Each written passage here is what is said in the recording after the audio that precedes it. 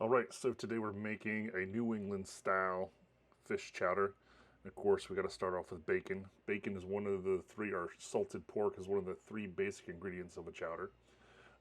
When we brown the bacon, it's key that we use white wine. We put a little bit of white wine in, we throw our pork product in, and then we start to cook it and we start to render it.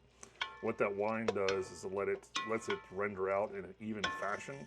So that way, as you cook, it browns nicely. So while that's doing that, dicing onions, getting my celery ready, and then we're gonna go back to the pot. As you see, it's starting to brown nice.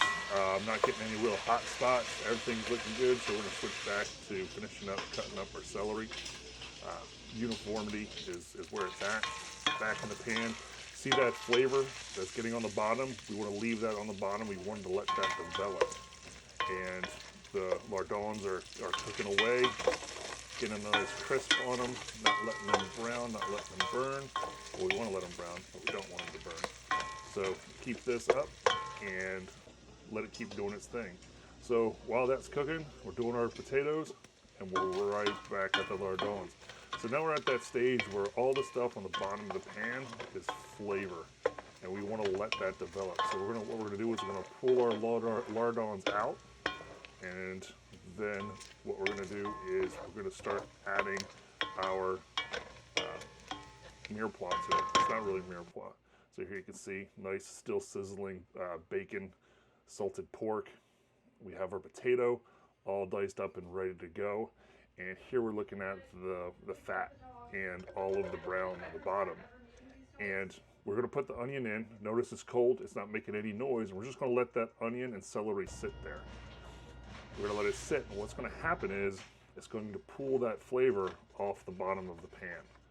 So we're not deglazing with anything, we're pulling that flavor off the pan, and then what we're gonna do is we're gonna use that residual fat from the salt pork to start sweating out our vegetables.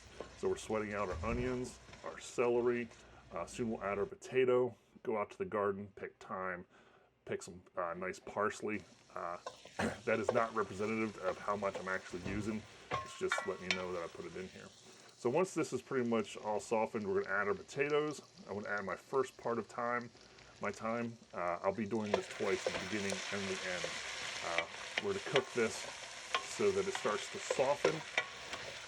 As it's softening, we're gonna add a little bit more white wine coming up.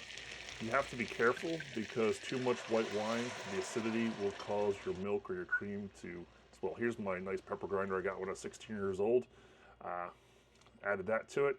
Now I'm adding my milk. I'm adding a little bit of cream. I like to go with a regular half and half. Sea salt, of course, since we're making seafood, we're going to use sea salt. Mix that all in. I'm cooking my potatoes. And after those start to cook, here are my grouper cheeks. We're gonna add those in, and here we are. And now I'm adding my final bit of thyme to give it more flavor. And I'll soon add my parsley, which is nicely chopped here. This will all go into the pot, stir it up, gently cooking the fish, getting the fish flavors incorporated, adding the bacon back to it.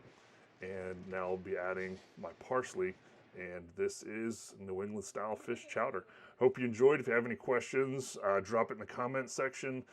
Next, I'll probably teach you how to reheat it without burning it.